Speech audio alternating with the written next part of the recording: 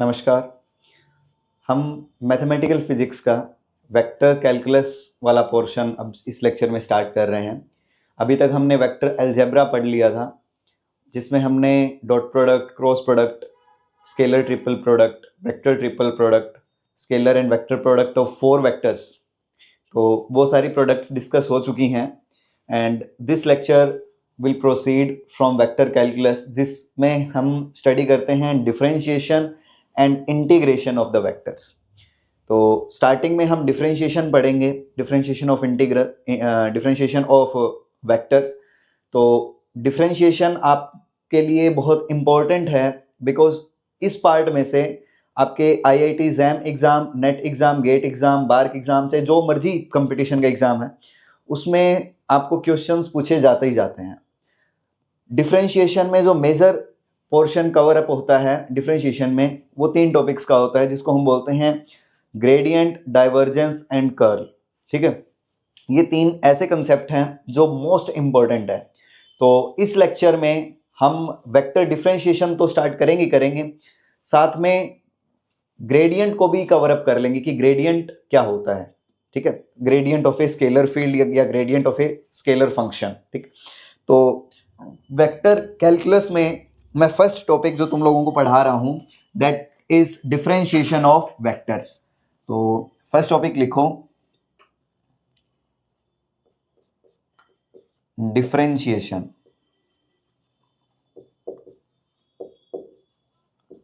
Of vectors.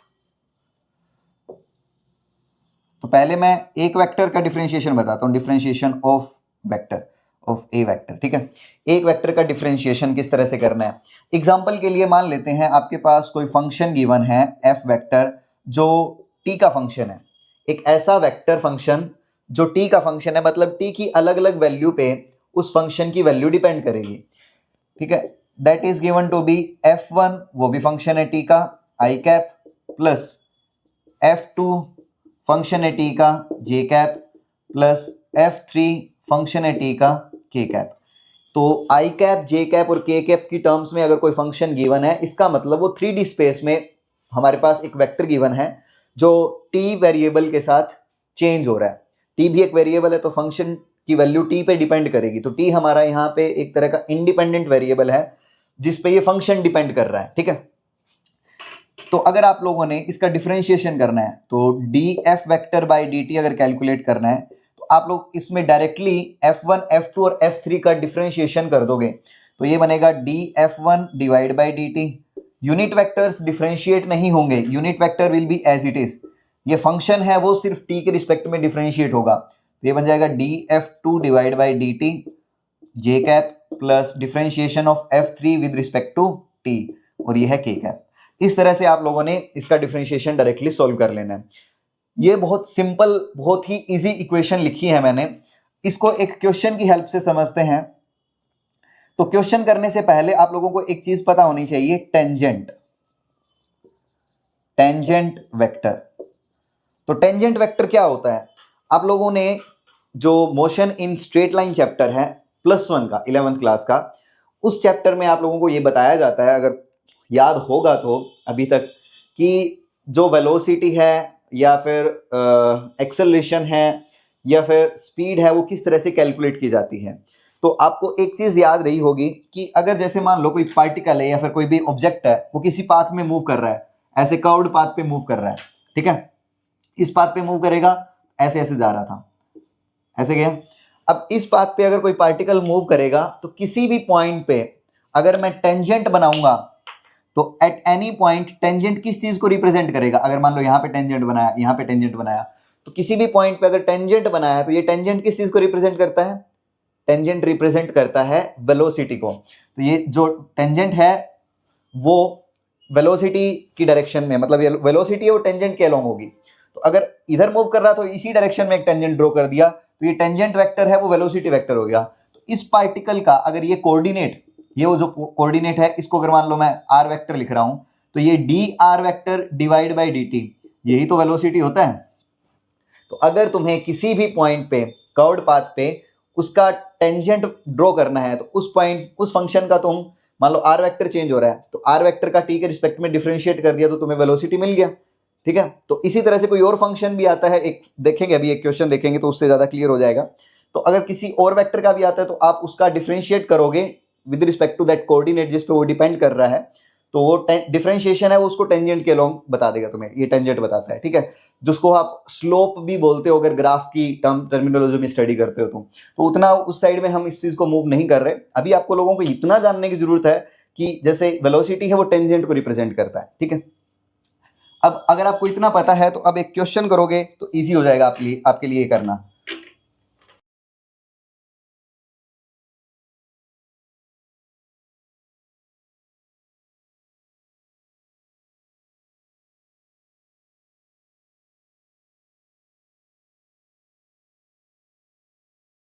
t is equal to 1 second, t is equal to 1 second पे तुम लोगों ने एक्सेलरेशन का टेंजेंशियल कंपोनेंट है उसको कैलकुलेट करना है। तो उसको कैलकुलेट करोगे कैसे इस क्वेश्चन में, तो वो कैलकुलेशन है मैं आप लोगों को बता देता हूं कि किस तरह से आप लोगों ने इसका टेंजेंशियल कंपोनेंट है वो कैलकुलेट करना है। बस आपको एक चीज ध्यान रखनी है कि टेंजेंशियल कंपोनेंट कैलकुलेट करना है एक्सेलरेशन का, तो पहले तो तुम्हें इसकी एक्सेलरेशन कैलकुलेट करनी पड़ेगी, उसके बाद तुम्हें टेंजेंट की डायरेक्शन पता ही होनी चाहिए।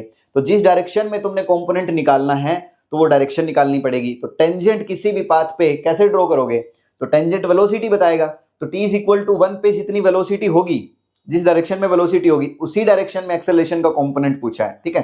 तो हमारे पास आर वेक्टर गिवन है, आर वेक्टर का डिफरेंशिएशन कर दो t के रिस्पेक्ट में तो वेलोसिटी वेक्टर मिल जाएगा। तो फर्स्ट स्टेप में हम क्या करेंगे, v वेक्टर कैलकुलेट कर रहे हैं और v vector will be equal to dr vector by dt। तो इसका t के रिस्पेक्ट में डिफरेंशिएशन करोगे तो t क्यूब का कितना होगा 3t स्क्वायर माइनस 3t का -3 और ये हो गया i cap plus t square का हो गया 2t और 3t क्यूब का -9t की स्क्वायर, ठीक है, और ये हो गया j कैप और प्लस t की पावर 4 का हो गया 4t क्यूब k कैप। ये वेलोसिटी हो गई। अब एक्सेलरेशन निकालोगे तो एक्सेलरेशन किसके बराबर होगा dv वेक्टर बाय dt। इसका एक बार और से डिफरेंशिएट कर दो, एक बार और डिफरेंशिएशन करोगे तो 3t स्क्वायर का कितना हो जाएगा 2 मल्टीप्लाई में आएगा ना तो 6t और 3 का हो गया 0 तो 6t i cap plus 2t का हो गया 2 और 9t स्क्वायर का -18t और ये हो गया j कैप और 4t क्यूब के लिए क्या हो जाएगा 12t square k cap, t square हो जाएगा ना ये k कैप, ठीक है। तो अब आप लोगों को वेलोसिटी भी पता है एक्सेलरेशन भी पता है, लेकिन वो एक्सेलरेशन का टेंजेंशियल कंपोनेंट किस टाइम पे पूछा है t is equal to 1 second पे पूछा है। तो टेंजेंशियल जो एक्सेलरेशन है उसका t इज इक्वल टू 1 पे वैल्यू कितनी होगी एक्सेलरेशन की value t is equal to 1 second पे, ये बन जाएगा 6 i कैप और -18 तो ये क्या बन गया माइनस का 16 j कैप और ये बन गया प्लस का 12 k कैप। तो इतनी तो हमारी एक्सेलरेशन है at t is equal to 1, लेकिन हमें ये एक्सेलरेशन नहीं निकालनी, इसका कंपोनेंट निकालना है। आप लोगों को डॉट प्रोडक्ट का कंसेप्ट याद है कि अगर डॉट प्रोडक्ट है वो प्रोजेक्शन को भी तो रिप्रेजेंट करता है। वेक्टर अलजेब्रा का जो फर्स्ट लेक्चर था जिसमें इंट्रोडक्शन हमने पढ़ा था, तो अगर वो ध्यान होगा तो आपको ये याद आएगा कि अगर मान लो ये वेक्टर है a, ये वेक्टर है b और ये एंगल है थीटा, तो आप लोगों ने ये देखा था कि a डॉट b किसके बराबर होना चाहिए a b कोस थीटा। अगर मान लो मैंने b वेक्टर का कंपोनेंट बताना है a की डायरेक्शन में तो कंपोनेंट होगा कितना यहां से यहां तक ये b कोस थीटा होगा, तो b कोस थीटा कंपोनेंट है और वो है किसके बराबर b cos theta is equal to a dot b divide by a, ये है ना। तो मैंने ये जो निकाला है वो क्या है this is component of b vector along a vector. तो तुम ये देखो कि किसी भी b वेक्टर का कंपोनेंट a वेक्टर की डायरेक्शन में जब कैलकुलेट किया तो वो पहले तो उनकी डॉट प्रोडक्ट की और जिस डायरेक्शन में कैलकुलेट किया है उस डायरेक्शन वाले वेक्टर के मैग्नीट्यूड से डिवाइड किया है, ठीक है। तो तुम्हें बस यही करना है। तो अगर मैंने अब ये वेलोसिटी और निकाल लेते हैं t इज इक्वल टू 1 पे, तो यहां से इसी से मैं यहां पे कैलकुलेट कर रहा हूं। तो velocity vector at t is equal to 1 second कितना होगा, t की वैल्यू 1 पुट करोगे तो ये 3 माइनस 3 कितना हो गया 0, आई कैप वाली टर्म तो 0 हो गई, 2 माइनस 9 कितना हो गया माइनस का 7 j कैप और ये कितना हो गया +4 k कैप, ठीक है। तो इतनी वेलोसिटी है। तो अब मैंने एक्सेलरेशन का कंपोनेंट निकालना है, कंपोनेंट ऑफ, तो यहां पे लिख देता हूं मैं, इसको लिखते हैं कंपोनेंट ऑफ ए वेक्टर, ठीक है। This is component of a vector in direction of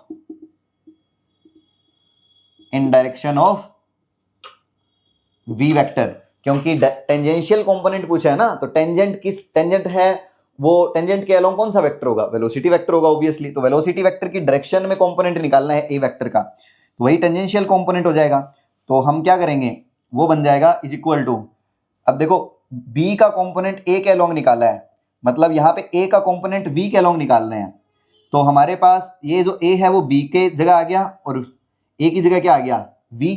तो वैल्यू पुट कर देंगे, ये क्या बन जाएगा, ए vector dot V vector divide by magnitude किसका, ए का मैग्नीट्यूड होता है, इसका मतलब वी वेक्टर का मैग्नीट्यूड। ये वैल्यू कैलकुलेट करनी है, तो ये वैल्यू किसके बराबर हो जाएगी, ए किसके बराबर था, ए है 6i cap minus 16j cap plus 12k cap, इसकी डॉट प्रोडक्ट वी वेक्टर कितना है, माइनस का 7j cap plus 4k cap और डिवाइड बाय इसका मैग्नीट्यूड अंडर रूट 7 का स्क्वायर 49 और 4 का स्क्वायर 16। इसको सॉल्व कर लोगे तो आपका ये कंपोनेंट है ए वेक्टर का, वो निकल जाएगा। This value will be tangential component of acceleration. तो इस तरह से आप लोगों ने टेंजेंशियल कंपोनेंट एक्सेलरेशन का वो कैलकुलेट कर लेना है। तो इसमें आप लोगों ने क्या सीखा, क्या क्या मेन कंसेप्ट सीखे। कंसेप्ट ये है एक तो कि कंपोनेंट क्या होता है किसी भी वेक्टर का किसी डायरेक्शन के अंदर, एक कंसेप्ट ये था। दूसरा कि वो टेंजेंशियल कंपोनेंट पूछा था, तो टेंजेंट किसके डायरेक्शन में बनाएंगे, वेलोसिटी के डायरेक्शन में। तो वेलोसिटी हमने कैलकुलेट की, तो उसके डायरेक्शन में टेंजेंट वेक्टर हमने देख लिया। और वेलोसिटी कैलकुलेट कैसे की, डिफरेंशिएशन करके, उसको डिफरेंशिएट कर दिया तो हमें एक्सेलरेशन मिल गया, ठीक है। तो इस तरह से इस क्वेश्चन को हमने प्रोसीड किया है। अब मैं डिफरेंशिएशन के कुछ फॉर्मूले डिस्कस कर रहा हूं, वो इंपॉर्टेंट फॉर्मूले हैं, कुछ आइडेंटिटीज समझ सकते हो। तो आपको अगर डिफरेंशिएशन के लिए अगर वो यूज करना आ जाए तो कहीं पे आप कर पाओ। तो मैं लिख रहा हूं फॉर्मूला है फॉर डिफरेंशिएशन, डिफरेंशिएशन लिखना था ना, ऑफ वेक्टर। देखो फर्स्ट फॉर्मूला जो है उसमें अगर तुम्हें ऐसे गिवन हो D by D T of F vector plus ji vector दे रखा है, तो वो किसके बराबर होगा, D F vector divide by D T plus D ji vector by D T. First identity तो ये है। Second, D by D T of some vector into scalar value. अगर मान लो तुम्हें ये स्केलर फंक्शन दे दे साथ में, जो फाइव गिवन है ना, अगर वो फाइव टी पे डिपेंड करे, ये मतलब किसी वो मतलब एक कोई कांस्टेंट फंक्शन नहीं है, कोई कांस्टेंट वैल्यू नहीं है, ये फाइव है वो एक फंक्शन है टी का, वो किसी वेरिएबल पे डिपेंड कर रहा है टी पे, और उसको एफ वेक्टर के साथ मल्टीप्लाई कर दिया, ये भी टी पे डिपेंड कर रहा है, तो हम वही u इंटू वी वाला रूल यूज करेंगे यहाँ पे। तो पहले लिख दोगे F vector D five by D T plus five into D F vector by D T. Third, अगर दो वेक्टर की डॉट प्रोडक्ट का डिफरेंशिएशन करना है एफ डॉट जी, तो इसमें लगा दोगे एफ, यही सेम u इंटू वी का फॉर्मूला इसमें लगेगा, f dot d ji vector by D T plus ji vector dot d F vector by D t. बस ध्यान रखना ये जो डॉट प्रोडक्ट लिखी है ना, अब ये g into D F by D T dot product है, ये कॉम्यूटेटिव है, इसलिए मैंने आगे पीछे लिख दिया। अगर मोर करेक्ट लिखोगे तो मोर करेक्ट ये रहेगा, इनका ऑर्डर चेंज नहीं करना, D F by D T dot G vector, ठीक है, ये अलग से है। उसके बाद फोर्थ आइडेंटिटी, अब लिखते हैं हम क्रॉस प्रोडक्ट से related d by D T of F vector cross g vector अगर लिखा है तो इसके लिए यूज करेंगे सेम वही u इंटू वी का फॉर्मूला, लेकिन प्रोवाइडेड तुम अगर पहले इसका डिफरेंशिएशन कर रहे हो तो जो चेंज है ऑर्डर है, ऑर्डर चेंज नहीं करना, उसको क्या लिखोगे, D F vector divide by D T cross product G vector के साथ प्लस, अब F vector as it is है cross product D ji vector by D T. अब देखो पहले एफ था बाद में जी है, तो पहले एफ है बाद में जी है, ऑर्डर चेंज नहीं किया, देखो ऑर्डर हमेशा सेम रहेगा। अब सेकंड, अब इसमें थर्ड में ये फोर्थ थी ना, उसके बाद फिफ्थ लिखते हैं। स्केलर ट्रिपल प्रोडक्ट में अगर आ जाता है, जैसे मान लो स्केलर ट्रिपल प्रोडक्ट है ए बी सी की स्केलर ट्रिपल प्रोडक्ट आ गई, तो अब इसमें क्या करोगे, अब इसमें भी ऑर्डर चेंज नहीं करना, लगेगा u इंटू वी वाला ही फॉर्मूला, लेकिन ऑर्डर चेंज नहीं करना। इसमें क्या लिखोगे, पहले अब ये a पे डिफरेंशिएट हो जाएगा, स्केलर ट्रिपल प्रोडक्ट लिख दोगे D A vector by D t, b vector और सी वेक्टर की, प्लस में अब क्या करोगे, प्लस में स्केलर ट्रिपल प्रोडक्ट हो जाएगी ए वेक्टर की, फिर डिफरेंशिएट आएगा उसमें d B vector by D t और सी वेक्टर, और प्लस में अब ए वेक्टर बी वेक्टर पहले एज इट इज पढ़े हैं और d C vector by D t, इसकी स्केलर ट्रिपल प्रोडक्ट। तो ये तीन स्केलर ट्रिपल प्रोडक्ट का ही एडिशन है। अगर ए बी सी था तो पहले ए का लिख दिया यहाँ पे डिफरेंशिएशन, फिर बी का और लास्ट में सी का, तीनों को ऐड कर देंगे स्केलर ट्रिपल प्रोडक्ट्स को। स्केलर ट्रिपल प्रोडक्ट का फाइनल रिजल्ट एक स्केलर क्वांटिटी होता है, याद करवा दूं। और सिक्स्थ आइडेंटिटी है हमारे पास वेक्टर ट्रिपल प्रोडक्ट की, तो D by D T of, अगर ऐसे लिखा हुआ है ए क्रॉस बी क्रॉस सी, तो इसमें भी यही ऑर्डर चेंज नहीं करना, तो पहले क्या लिख दोगे, D A vector by D T cross B cross C, plus अब प्लस क्या लिखोगे, ए क्रॉस, अब बी पे चला जाएगा differentiation, D B vector by D T cross C vector, plus अब सी पे चला जाएगा थर्ड टर्म में, A cross B cross D C vector by D T. तो ये आइडेंटिटीज हैं कुछ, जो मैंने 6 आइडेंटिटीज लिखी हैं, तो ये 6 की 6 आइडेंटिटीज इंपॉर्टेंट है, इनको आप नोट डाउन करके रख सकते हो, जो आपकी डिफरेंशिएशन में बहुत हेल्प करेंगे। ठीक है, तो ये वेक्टर डिफरेंशिएशन का पार्ट कंप्लीट हो गया, नॉर्मल डिफरेंशिएशन है। अब हम थोड़ा पार्शियल डेरिवेटिव की तरफ प्रोसीड करेंगे, जिसमें फर्स्ट इंपॉर्टेंट टॉपिक हम जो पढ़ने वाले हैं दैट इज ग्रेडियंट। तो ग्रेडियंट किसी भी फंक्शन का अगर बताना है तो ग्रेडियंट स्केलर फंक्शन का होता है।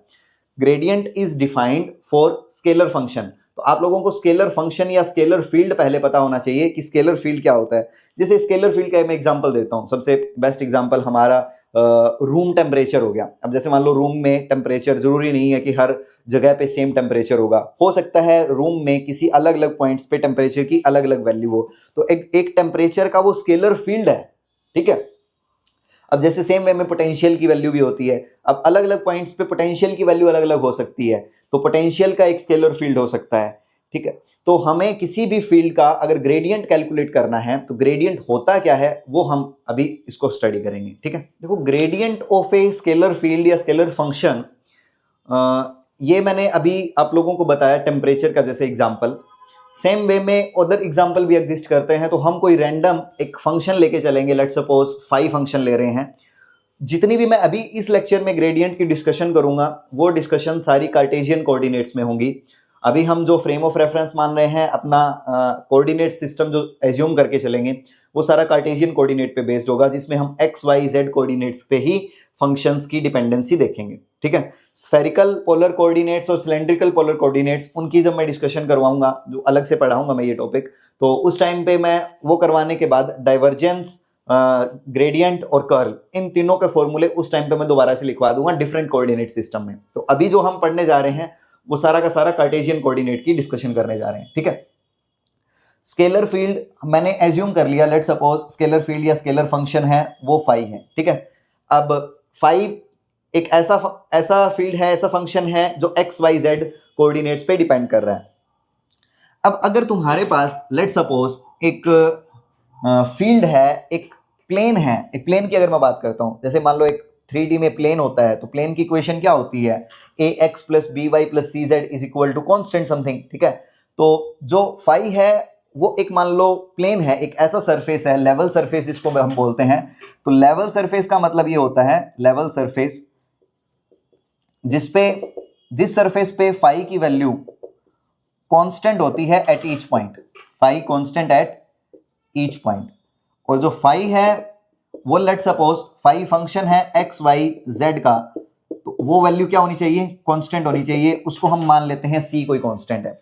तो इस टाइप के सरफेस को, ऐसा सरफेस जिसमें एक्स वाई जेड चेंज हो रहे हैं लेकिन फाई का जो ऑल ओवर वैल्यू है वो हमेशा कांस्टेंट रहेगा, तो उस टाइप के सरफेस को हम बोलते हैं लेवल सरफेस।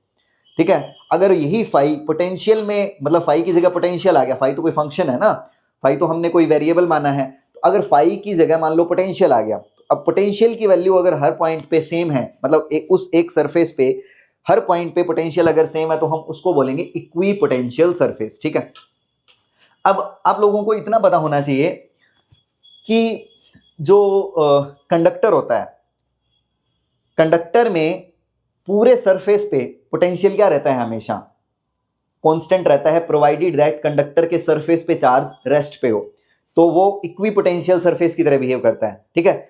उसमें पूरा का पूरा सरफेस पे किसी भी पॉइंट पे देखोगे तो पोटेंशियल की वैल्यू सेम निकलती है, ठीक है। तो वो इक्वी पोटेंशियल सरफेस है, उसको आप लेवल सरफेस बोल सकते हो। तो ये phi constant at each point, तो वो मैंने एक एग्जांपल बताया जस्ट आपको। अगर लेवल सरफेस है, अब पहले तो ग्रेडियंट जो वर्ड है ना, ग्रेडियंट वर्ड जानने से पहले आप लोगों को थोड़ा सा एक चीज पता होनी चाहिए जिसको हम बोलते हैं डेल ऑपरेटर। डेल ऑपरेटर, जिसका दूसरा नाम नेबला भी लिखा होता है कई बार बुक्स के अंदर, डेल या फिर नेबला। इसको हम इस ट्रायंगल से रिप्रेजेंट करेंगे, और ये डेल ऑपरेटर एक वेक्टर का वेक्टर ऑपरेटर है। तो ये डेल वेक्टर जो है उसकी वैल्यू होती है डेल वेक्टर की कार्टेशियन कोऑर्डिनेट्स में I cap curly by curly x plus J cap curly by curly Y plus के cap curly by curly Z. ये जो लिखा है ये डेल ऑपरेटर है, और ये डेल ऑपरेटर में एक्स के रिस्पेक्ट में पार्शियल डेरिवेटिव जब तुम करोगे तो उसके साथ आई कैप आएगा, वाई के रिस्पेक्ट में पार्शियल डेरिवेटिव के साथ जे कैप आएगा, और जेड के रिस्पेक्ट में पार्शियल डेरिवेटिव के साथ के कैप आएगा, और इन सभी का एडिशन। तो ये डेल ऑपरेटर है। ऑपरेटर का मतलब समझते हो, ऑपरेट करना किसी के ऊपर। जैसे एग्जांपल के लिए आप किसी चीज का डिफरेंशिएशन करते हो, तो डिफरेंशिएशन करते हो, जैसे मान लो आपने किया d by D x of x square calculate किया, तो ये वैल्यू कितनी आ जाती है, 2x आती है ना। तो इसका मतलब क्या होता है कि आपने एक्स स्क्वायर पे एक डिफरेंशियल ऑपरेटर ऑपरेट कर दिया, इसके ऊपर ये अप्लाई कर दिया। जैसे मान लो तुमने 2 को मल्टीप्लाई किया 3 के साथ, तो वैल्यू कितनी आ जाती है, 6 आ जाती है। इसका मतलब क्या है, ये मल्टीप्लीकेशन है, ये भी एक ऑपरेटर है। 2 और 3 पे मल्टीप्लीकेशन ऑपरेटर अप्लाई करने पे वैल्यू क्या मिलेगी, 6 मिलेगी। इसी तरह से एक डिफरेंशियल ऑपरेटर है, एक्स स्क्वायर पे डिफरेंशियल ऑपरेटर लगा दोगे तो वैल्यू क्या मिलेगी, 2x मिलेगी। इसी तरह से ऑपरेटर्स क्वांटम मैकेनिक्स में भी होते हैं, ठीक है। तो हमने यहाँ पे मैथमेटिकल फिजिक्स में ये एक ऑपरेटर लिखा है डेल ऑपरेटर, या इसको हम बोलते हैं नेबला, ठीक है। तो आप लोगों को पता है कि ये ऑपरेटर है, वो ऑपरेट करेगा किसी फंक्शन पे। अब ये वेक्टर की टर्म्स में लिखा है, तो या तो ये वेक्टर किसी स्केलर फील्ड पे ऑपरेट हो सकता है, या फिर ये डॉट प्रोडक्ट हो सकता है किसी वेक्टर के साथ, या फिर ये क्रॉस प्रोडक्ट हो सकता है किसी वेक्टर के साथ। इस तरह से मैं 3 तरीके से इस ऑपरेटर को ऑपरेट करवा सकता हूं, स्केलर फील्ड पे और 2 टाइप के वेक्टर फील्ड पे। तो 2 टाइप के वेक्टर फील्ड मतलब कैसे हुआ, एक बार डॉट प्रोडक्ट हो सकता है या फिर क्रॉस प्रोडक्ट हो सकता है। तो 3 चीजें बनती हैं, डॉट प्रोडक्ट वाला इंक्लूड होगा कंसेप्ट डाइवर्जेंस में, क्रॉस वाला इंक्लूड होगा कंसेप्ट कर्ल में, और स्केलर वाला इंक्लूड होगा ग्रेडियंट में। अब लेवल सरफेस जो हमने बोला, लेवल सरफेस कोई ऐसा सरफेस जिसमें फाई की वैल्यू कांस्टेंट रहेगी हर पॉइंट पे। मैं एज्यूम करता हूं, लेट सपोज मेरे पास एक सरफेस है, ये सरफेस है फाई सरफेस, और एक और सरफेस माना है मैंने, ये सरफेस है मान लो phi plus d phi surface. ये दोनों ही लेवल सरफेस है। दोनों सरफेस कैसे हैं, लेवल सरफेस एज्यूम कर लिए। एक पॉइंट एज्यूम किया फाई सरफेस पे, पी पॉइंट, ये मान लेते हैं ओरिजिन। तो पी पॉइंट से यहां तक का जो पोजीशन वेक्टर है उसको लिख देता हूं मैं आर वेक्टर, ये ओरिजिन है। और ये phi plus d phi surface है, इस पॉइंट पे एक पॉइंट एज्यूम किया, मान लेते हैं क्यू। तो यहां से यहां तक का एक पोजीशन वेक्टर मान लिया मैंने r vector plus d r vector. तो आप लोगों ने बस छोटी सी चीज देख के बतानी है कि P से Q तक का जो पोजीशन वेक्टर बनेगा वो पोजीशन वेक्टर कितना होगा। ये R है, अगर ये dr हुआ तो R प्लस डी आर, क्या R प्लस डी आर के बराबर हो जाएगा, तो ये वेक्टर कितना हो जाएगा, R dr वेक्टर हो जाएगा। तो मतलब P से Q तक का जो पोजीशन वेक्टर बनेगा वो खुद कितना वेक्टर बनेगा, dr वेक्टर बनेगा। अब अगर मैं डेल फाई को डॉट प्रोडक्ट करता हूं dr वेक्टर के साथ, तो dr एक स्मॉल पोजीशन वेक्टर है, तो dr वेक्टर कैसे लिखते हो आप लोग कार्टेशियन में, dx i cap plus dy j cap plus dz k cap, इस तरह से लिखते हैं। अब मैं डेल फाई का मतलब है i cap curly phi by curly x plus j cap curly phi by curly y plus k cap curly phi by curly z। अब डेल को फाई पे ऑपरेट करवा दिया, जब मैं डेल को फाई पे ऑपरेट करवाऊंगा तो फाई का पार्शियल डिफरेंशिएशन होगा एक्स के रिस्पेक्ट में, वाई के रिस्पेक्ट में, जेड के रिस्पेक्ट में, तो वो टर्म एज इट इज लिख दी। डी आर वेक्टर की जगह डॉट प्रोडक्ट करोगे तो ये वैल्यू क्या बनेगी, d x i cap plus d y j cap plus d z d z k cap. ठीक है, अब ये डॉट प्रोडक्ट सोल्व कर दो, तो अंदर में मल्टीप्लाई करोगे तो ये वैल्यू क्या बन जाएगी, आई कैप की आई कैप के साथ डॉट प्रोडक्ट होगी, तो ये वैल्यू बनेगी curly five by curly x into d x plus curly five by curly y into d y plus curly five by curly z into d z. ये जो पूरा टर्म लिखा है ना, ये और कुछ नहीं है, ये पूरा फाई के अंदर टोटल चेंज है, फाई का डिफरेंशिएशन है, डी फाई है ये। तो ये जो वैल्यू लिखी है हमने, क्योंकि इसको ऐसे भी समझ सकते हो, करली एक्स से ये डी एक्स कट गया, करली फाई ये कट गया, करली ये कट गया, एक्चुअल में ये कटते तो है नहीं, सिर्फ मैं उसको एज ए रिप्रेजेंट करने का। अगर मान लो किसी भी फंक्शन को तुमने पार्शियल डेरिवेटिव की टर्म्स में लिखना है, जैसे एग्जांपल के लिए मान लो तुम्हारे पास एक जेड है, अगर मैंने डी जेड लिखना है तो उसको ऐसे लिख सकते हो, curly z by curly x d x plus curly z by curly y d y और plus curly z by curly z d z. ठीक है, इस तरह से लिखा जा सकता है। अब सेम वे में हमने फाई को लिख दिया। अब यहां पे ये जो है डी फाई, अगर डी फाई एज्यूम, पहले ये बताओ, अगर मान लो क्यू जो पॉइंट है, if q is point on phi surface, अगर ये क्यू वाला पॉइंट फाई सरफेस पे ही होता, फाई सरफेस पे ही होता, इसका मतलब क्या होता, क्या ये डी फाई की वैल्यू जीरो हो जाती? बताओ, अगर क्यू वाला पॉइंट फाई सरफेस पे होता तो क्या वो वैल्यू जीरो हो जाती? तुम्हें पता है फाई, ये दोनों लेवल सरफेस है, तो इसके लिए कांस्टेंट मान लेते हैं C1, इसके लिए कांस्टेंट मान लेते हैं C2। तो अगर क्यू पॉइंट फाई सरफेस पे आ जाता है, क्यू पॉइंट फाई सरफेस पे आ जाता है, तो जितनी वैल्यू क्यू पे होगी फाई की, उतनी ही वैल्यू पी पे होगी फाई की। इसका मतलब उसके लिए डी फाई क्या हो जाना चाहिए, जीरो हो जाना चाहिए। तो if q is point on phi, then d phi क्या होगा, जीरो। और ये डी फाई जीरो होगा कब, ये डी फाई जीरो तभी होगा क्या, जब ये delta phi dot d r vector की ये जो वैल्यू कैलकुलेट कर रहे थे हम, ये जीरो हो जाएगी। तो मतलब del phi dot d r vector ये क्या हो गया, जीरो। इसका मतलब पता है क्या है, अब ऐसा एक ही सरफेस है फाई सरफेस, यहां पे पॉइंट है P, यहां पे पॉइंट है Q, P से Q तक का पोजीशन वेक्टर है डी आर वैक्टर, और तुमने क्या निकाल दिया, delta phi dot d r vector है, वो वैल्यू आ जा रही है जीरो। वो जीरो कब होगी, जब डेल्टा फाई से जो वेक्टर मिलेगा वो डी आर वैक्टर के क्या होना चाहिए, परपेंडिकुलर, क्योंकि दो वेक्टर्स परपेंडिकुलर होंगे तभी उनकी डॉट प्रोडक्ट क्या होगी, जीरो।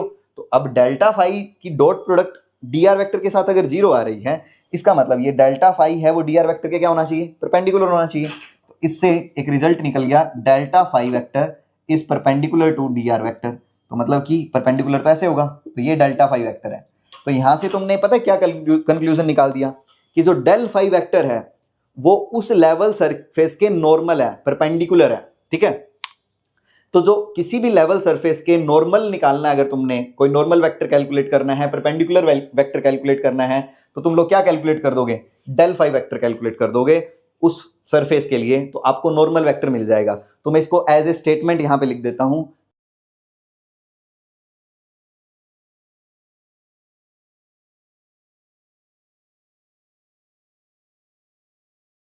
देखो डेल्टा फाई, क्योंकि फाई तो एक स्केलर फील्ड है, डेल फाई अगर ऑपरेट कर दोगे तो वो एक वेक्टर क्वांटिटी मिलेगी। तो this is a vector normal और perpendicular to the surface perpendicular to the surface phi. और फाई कैसा सरफेस लिया हमने, लेवल सरफेस। ठीक है, और अगर मैं यूनिट वेक्टर निकालना चाहता हूं, unit vector perpendicular to the surface phi is equal to some constant, जिसको मान लेते हैं एन कैप। तो एन कैप किसके बराबर हो जाएगा, तो वेक्टर तो उसके परपेंडिकुलर आ रहा है डेल फाई, तो उसके मैग्नीट्यूड से अगर डिवाइड कर दोगे तो वो तो यूनिट नॉर्मल वेक्टर मिल जाएगा ना। तो ये यूनिट वेक्टर है, परपेंडिकुलर है जिस सरफेस के, तो इस एन कैप का दूसरा नाम भी होता है जिसको हम बोलते हैं यूनिट नॉर्मल वेक्टर। ठीक है, तो किसी भी सरफेस फाई सरफेस पे अगर यूनिट नॉर्मल वेक्टर कैलकुलेट करना है, तो पहले आप लोगों ने डिफरेंशिएशन जो ग्रेडियंट है या फिर डेल फाई कैलकुलेट कर लेना है, और उसका मैग्नीट्यूड उससे डिवाइड कर दोगे तो आप लोगों को क्या मिल जाएगा, एन कैप मिल जाएगा, जो यूनिट वेक्टर होगा उस सरफेस के। ठीक है, तो ये यूनिट नॉर्मल वेक्टर हुआ। अब एक चीज और इसमें ध्यान रखने वाली जो बात है, जो डेल फाई वेक्टर होगा ना, उसका अगर मैग्नीट्यूड देखोगे तो जो मैग्नीट्यूड है दिस इज इक्वल टू, चलो इक्वल टू सीधा ही लिख देते हैं, this is equal to maximum rate of change of phi. ये फाई का मैक्सिमम रेट ऑफ चेंज है। अब फाई कितने रेट से चेंज हो रहा है स्पेस के अंदर। अब डेल फाई है ना, डेल का मतलब तुमने ये निकाला, देखो curly phi by curly x i cap plus curly phi by curly y j cap plus curly phi by curly z k cap, ये डेल फाई के बराबर है। तो इसका मतलब तुम फाई का चेंज देख रहे हो एक्स कोऑर्डिनेट के साथ भी, वाई कोऑर्डिनेट के साथ भी और जेड कोऑर्डिनेट के साथ भी। इसको बोलते हैं स्पेस के अंदर चेंज ऑब्जर्व करना किसी स्केलर फील्ड का। अगर स्पेस में कोई भी फील्ड किस हिसाब से चेंज हो रहा है, किस रेट से चेंज हो रहा है। देखो रेट का मतलब होता है rate with respect to position है, ये rate with respect to time आ जाता है कई बार, तो उसको भी रेट बोलते हैं हम। तो ये स्पेशल रेट है, तो ये मैक्सिमम रेट ऑफ चेंज है फाई का, और ये जो डेल फाई का जो मैग्नीट्यूड होगा वो उस चीज को रिप्रेजेंट करता है। तो अगर क्वेश्चन में ये पूछा हो find out the maximum rate of change of phi, तो क्या कैलकुलेट करोगे, डेल फाई कैलकुलेट करोगे, उसका मैग्नीट्यूड निकाल दोगे। पार्शियल डेरिवेटिव, अब मैं एक दो क्वेश्चन करवाऊंगा, क्वेश्चन से आप लोगों को ये ग्रेडियंट का पूरा कंसेप्ट है वो अच्छे से क्लियर हो जाएगा कि ग्रेडियंट में क्वेश्चंस किस तरह से पूछे जाते हैं और इंपॉर्टेंट पार्ट क्या है। ठीक है, तो मोस्ट इंपॉर्टेंट चीजें अभी हम कवर करेंगे क्वेश्चंस के थ्रू। तो ये जो एन कैप हमने लिखा ये यूनिट नॉर्मल वेक्टर है और डेल फाई का जो मैग्नीट्यूड है वो मैक्सिमम रेट ऑफ चेंज को रिप्रेजेंट करेगा। अब देखो ये मैंने ये लिखा ना, जैसे आप लोगों ने ये पढ़ा है एक्सेलरेशन, एक्सेलरेशन क्या होता है, a is equal to d v vector by D t होता है। इसका मतलब क्या होता है डिफरेंशिएशन का मतलब, अब ये differentiation with respect to time की है, इसका मतलब ये है कि वेलोसिटी का change with respect to time कितना है, हाउ फास्ट और how slow velocity is changing with respect to time, जिसको हम रेट बोलते हैं। तो rate of change of velocity gives you acceleration. तो वही तो होता है, अगर मान लो तुमने एक्सेलरेट किया किसी गाड़ी को, एकदम से वेलोसिटी बढ़ गई, इसका मतलब तुमने हाई एक्सेलरेशन दी है, और उसकी वेलोसिटी धीरे धीरे बढ़ी है, इसका मतलब तुमने उसको कम एक्सेलरेट किया है। तो rate of change of velocity is represented as acceleration, तो वो तो विद रिस्पेक्ट टू टाइम है।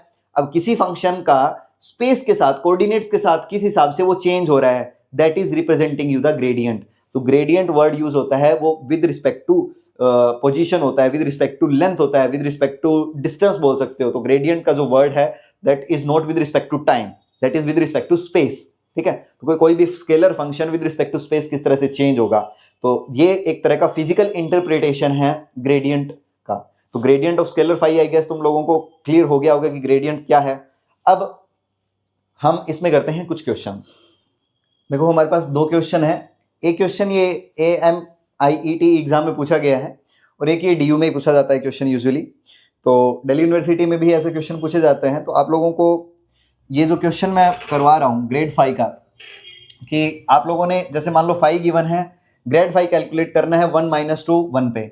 बहुत ही सिंपल, बहुत ही इजी क्वेश्चन है ग्रेड फाई कैलकुलेट करने का। तो आप लोगों को बस थोड़ी सी जो अंडरस्टैंडिंग की जरूरत है इसमें, एक तो है कि ग्रेड फाई का फॉर्मूला क्या था, सेकंड अंडरस्टैंडिंग ये है कि पार्शियल डेरिवेटिव कैसे करते हैं। ठीक है, तो इससे आप लोगों को क्लियर हो जाएगा, तो ध्यान से सुनना बस इसको। अगर ग्रेड फाई कैलकुलेट करना है, इसका मतलब आप लोग डेल फाई कैलकुलेट कर रहे हो, तो वो किसके बराबर होगा, i cap curly by curly x और plus J cap curly by curly Y plus के cap curly by curly z. और इसका अब मैं इसको ऑपरेट करूंगा फाई पे, और फाई की वैल्यू कितनी है 3x² minus y cube z square. बस इस पे ऑपरेट करवाना है। तो बस सिंपल है बिल्कुल, आपने पहले partial derivative with respect to x करना है, उसके साथ आई कैप लगा देना है, फिर y के रिस्पेक्ट में करना है जे कैप लगा देना है, और z के रिस्पेक्ट में करके के कैप लगा देना है। तो x के रिस्पेक्ट में इसका पार्शियल डेरिवेटिव करो। किसी भी वेरिएबल के रिस्पेक्ट में जब पार्शियल डेरिवेटिव किया जाता है तो बाकी अदर वेरिएबल्स को हम कांस्टेंट एज्यूम कर लेते हैं, उसका मतलब होता है पार्शियल डिफरेंशिएशन करना। तो जब मैं x के रिस्पेक्ट में इसका पार्शियल डेरिवेटिव करूंगा इस फंक्शन का, तो उसमें मैं y और z को कांस्टेंट एज्यूम कर लूंगा।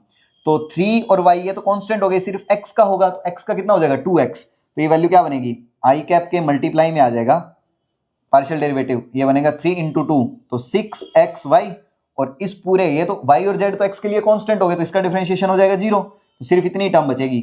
j कैप के लिए प्लस j कैप, y के रिस्पेक्ट में करोगे तो x और z को कांस्टेंट मानना है, तो x को कांस्टेंट मानोगे और z को कांस्टेंट मानोगे, तो y के रिस्पेक्ट में ये टर्म क्या बन जाएगी 3x स्क्वायर, y का हो गया 1, y क्यूब का माइनस का 3y स्क्वायर z स्क्वायर, ठीक है, y के रिस्पेक्ट में कर दिया।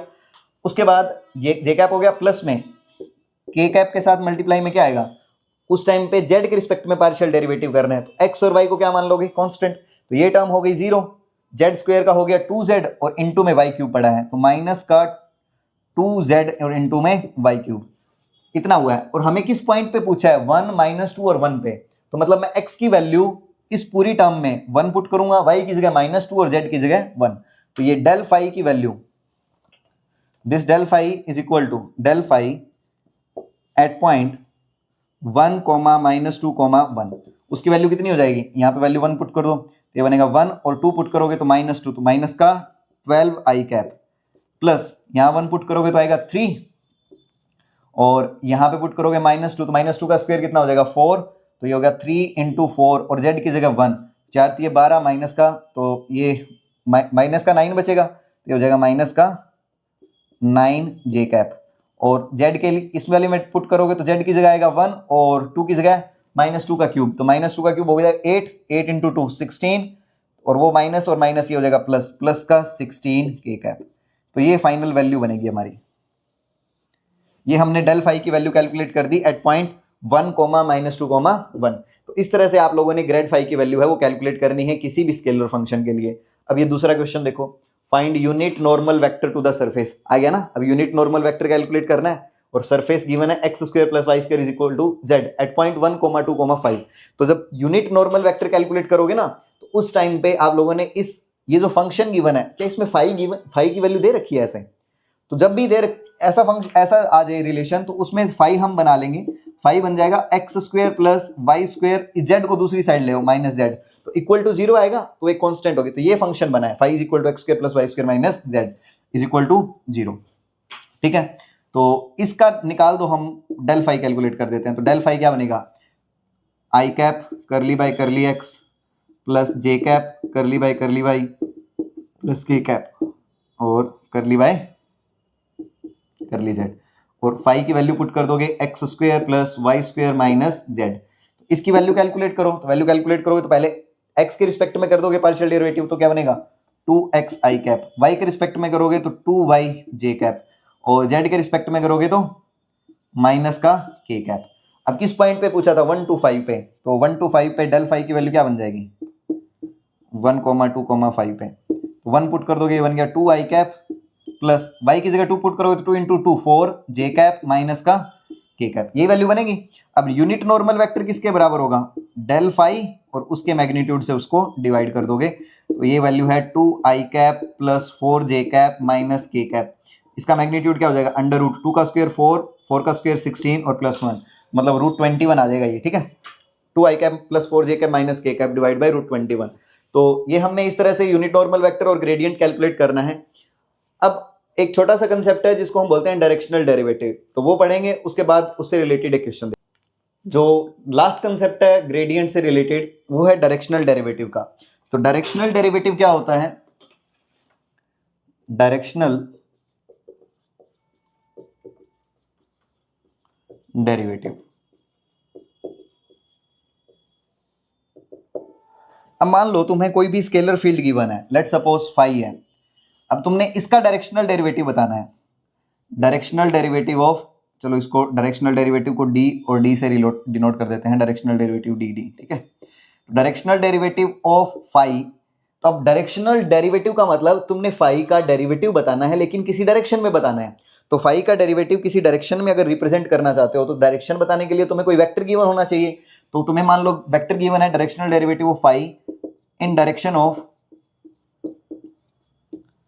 ए वेक्टर, ए वेक्टर की डायरेक्शन में तुमने इसका डायरेक्शनल डेरिवेटिव बताना है, तो उसको बताने का मतलब ये है directional derivative is equal to, पहले तो इसका ग्रेड फाई कैलकुलेट कर दो, ग्रेड फाई, और उसकी डॉट प्रोडक्ट कर दो ए वेक्टर की डायरेक्शन में जो यूनिट वेक्टर है, तो ए वेक्टर की डायरेक्शन में यूनिट वेक्टर क्या होगा ए कैप, और ए कैप किसके बराबर हो जाएगा ए vector divide by a vector का मैग्नीट्यूड। तो अगर तुमने जो भी वेक्टर गिवन हो उस वेक्टर की डायरेक्शन में जो यूनिट वेक्टर है उसके साथ ग्रेड फाई की डॉट प्रोडक्ट कर दोगे तो वो वैल्यू तुम्हें मिल जाएगी डायरेक्शनल डेरिवेटिव ऑफ फाई की।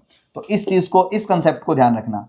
अब इसको मैं एक क्वेश्चन की हेल्प से तुम्हें बताता हूं कि किस तरह से तुम लोगों ने डायरेक्शनल डेरिवेटिव वो कैलकुलेट करना है। देखो ये ग्रेडियंट का डायरेक्शनल डेरिवेटिव से रिलेटेड एक क्वेश्चन है। Find the directional derivative of x square y square z square. ये फंक्शन गिवन है, इस फंक्शन का एट 1 1 -1 इस पॉइंट पे डायरेक्शनल डेरिवेटिव निकालना है इन द डायरेक्शन। अब किस डायरेक्शन में निकालना है ये ध्यान रखना है। तो डायरेक्शन के लिए तुम्हें कर्व दे रखी है और उस कर्व पे टेंजेंट ड्रॉ करना है और उस टेंजेंट की डायरेक्शनल में इस स्केलर फंक्शन का डायरेक्शनल डेरिवेटिव निकालना है। और वो तो टेंजेंट के लिए कर्व दे रखी है उसके लिए x ऐसे चेंज हो रहा है, y ऐसे चेंज हो रहा है और z की वैल्यू ये है, x है e की पावर t, y है sin 2t प्लस 1। ये 2t के साथ 1 ऐड नहीं है, इस sin 2t के साथ 1 ऐड है। z is equal to 1 minus cos t और एट t इज इक्वल टू 0। अब t इज इक्वल टू 0 पे जो इस कर्व पे टेंजेंट बनेगा उस टेंजेंट की डायरेक्शनल में इस स्केलर फंक्शन का डायरेक्शनल डेरिवेटिव करना है। और वो डायरेक्शनल डेरिवेटिव किस पॉइंट पे होना चाहिए, x कोऑर्डिनेट 1 1 और -1 के लिए।